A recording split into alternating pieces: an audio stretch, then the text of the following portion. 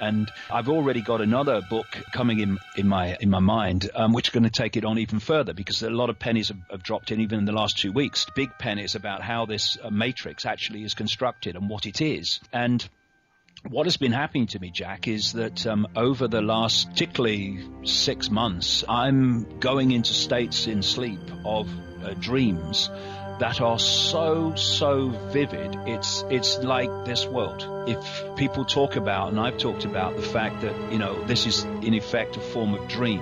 And when we're in sleep, we dream other dreams, which don't have the limitations, of course, that this dream has, because if we fall off a cliff in the dream, we wake up with, in a start. Oh my goodness me! Oh, what just happened? But you're still alive. You fall off a cliff in this dream, and you're not still alive in this reality, because you're programmed to believe that when that happens, you must not be with us anymore. And this is why some people can walk through fire without getting burned, and most people would get burned. They go into another state of consciousness, which is what basically a dream is. And these dreams have become more and more and more vivid, and as they have done so, more and more information, insight, and awareness has started to form. And I'm just at the cusp of going, this new book goes deeper into the rabbit hole, for sure, not least in relation to Saturn and other things, but I'm just on the cusp of going really, really deep. When you reach a point and you know that the waters are about to break in a big way, I'm at that point now, and it's an exciting time for me, because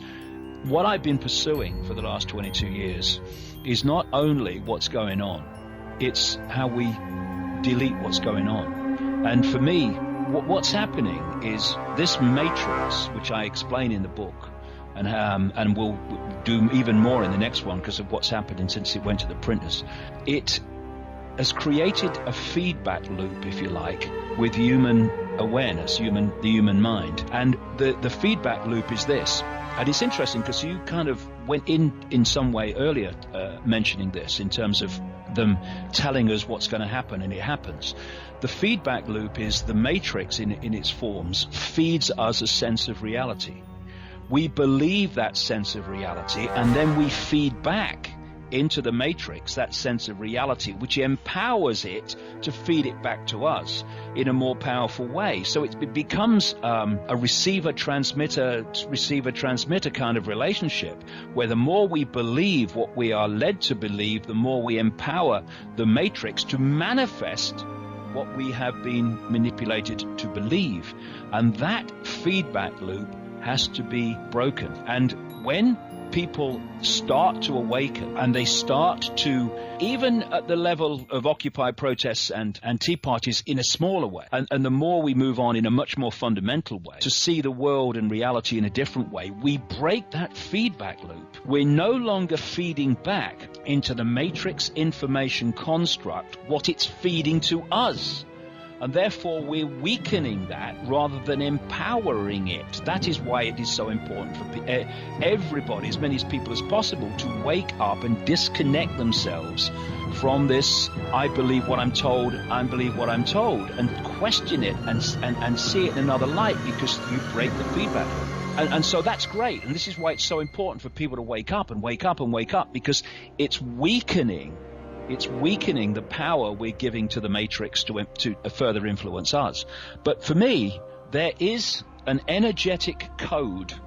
I've seen this in my mind for 20 years, and it's becoming more and more and more powerful and tangible in the last few weeks. There is a code. It is like the equivalent of a combination lock to open a safe, but it's an energetic code. And that code is going to break this information construct. And when it does, people are going to be like Sleeping Beauty. They're going to wake up and go, what just happened? Because the world and themselves is going to suddenly be perceived in very different terms. Now, some people, or many, many, and increasing numbers of people, this is already happening to them, even within this box. Even as you said earlier, by osmosis, the 100th monkey syndrome almost. Yeah, well, that's basically the same thing, because what you're doing is the more you awaken, and therefore in this interaction with this energetic construct I call the matrix, the more you awaken, you're putting new information new perceptions into this construct. This is weakening the power of the construct itself, which has been designed to feed us the sense of reality, little me, I've got no power, and all this stuff. Eons have been following and believing in. And thus, when you put this information into this construct, it is there for other people to pick it up and be influenced by it. And so everyone who awakens, and everyone that awakens is adding these new ways of looking at self and life into this construct, this energy field. And thus, more and more people are getting access to more and more powerful levels of alternative ways of seeing things. And you can spontaneously suddenly see life in a different way, walking down the supermarket aisle without actually having read a book or heard anybody speak about it. Suddenly you get it. And this is why it's so important that people wake up, because it's weakening and weakening and weakening this matrix construct, which is actually feeding us a reality. So that is fantastic, and the more that happens, the better it will be. But in the end, I know there is a vibrational code that is going to bring this down. And I'm starting to understand what this matrix is, and I'm starting to understand, therefore, what is necessary to break its control of human perception. It's exciting times, and the next 4 years are going to be really, really at the center, the heart of bringing this whole thing to an end.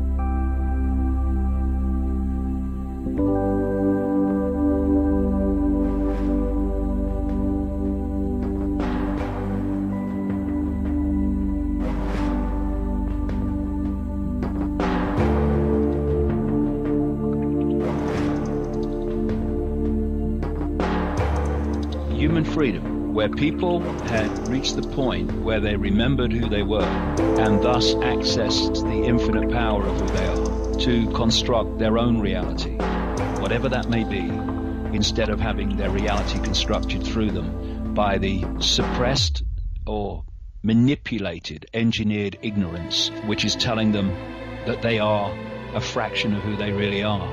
I don't cry when horrible things happen. I never have. My reaction to horrible things is, I want to do something about this. But I do cry easily when I see people joyous, when something wonderful has happened to someone. That makes me cry so easy. I mean, don't give me a weepy movie without a hanky. But when I see people waking up, when I see them getting it, when I see them, the look on their face when they go, I am more than I thought I was. I am not, Ethel Jones that works at the store.